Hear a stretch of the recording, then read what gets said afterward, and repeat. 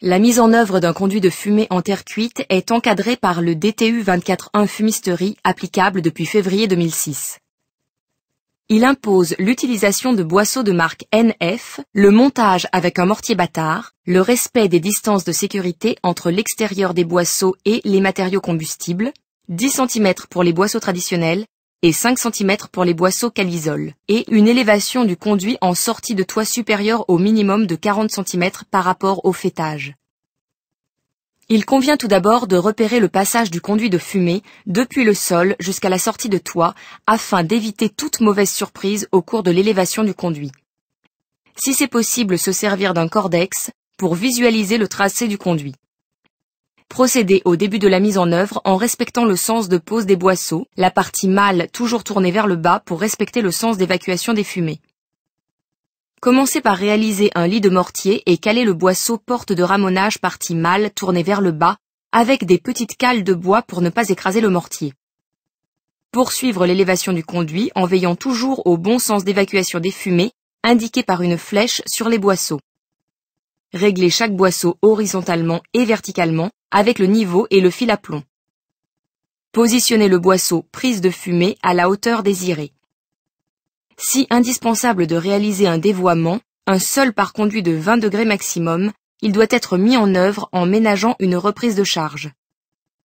Les joints, réalisés avec un mortier bâtard, doivent être épais de 5 à 8 mm. Lissés à l'intérieur et à l'extérieur au fur et à mesure du montage. L'intérieur du conduit doit être parfaitement lisse. Au niveau du plancher supérieur, après avoir découpé les éléments en bois du chevêtre pour respecter la distance de sécurité, réalisez un remplissage béton. Pour ce faire, placez des clous dans les bois du chevêtre. Posez le boisseau isolé qui permettra la libre dilatation du conduit au droit du plancher. Coffrez et coulez le béton. La traversée du plancher permet de guider le conduit. Dans les combles non chauffés et en parties extérieures, la pose de boisseaux isolés est préconisée pour limiter le refroidissement des fumées et la condensation éventuelle. Déposez le mortier uniquement sur les parties en terre cuite. Veillez à la continuité de l'isolant. Réalisez les joints intérieurs et extérieurs en lissant. En traversée de charpente, procédez comme en traversée de plancher. Montez le conduit jusqu'à la hauteur requise pour assurer le tirage.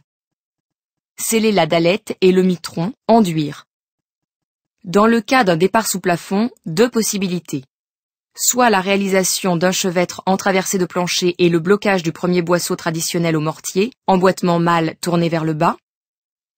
Soit l'utilisation d'un support métallique, un support mural si le conduit se trouve le long d'un mur porteur, un support plancher dans le cas d'un départ en milieu de pièce. Dans ces deux cas de figure, l'élévation du reste du conduit se fait à l'identique d'un conduit départ-sol. En traversée de toiture pour gagner du temps, vous pouvez remplacer la réalisation d'une paillasse en mortier par la mise en place d'un chevêtre métallique venant se fixer directement sur la charpente. C'est une opportunité pour les maçons de reprendre la main sur le conduit de fumée, de leur redonner confiance à mettre des conduits de fumée en place qui puissent fonctionner sans tubage en toute sécurité avec des produits résistants à des chocs thermiques de 1000 degrés, très résistants à la corrosion, tout en respectant les points essentiels de la nouvelle réglementation DTU fumisterie 24.1 qui est applicable depuis le mois de février 2006, à savoir pour les principaux, la distance de sécurité, le sens de montage des conduits, le dépassement du conduit en faîtage de 40 cm.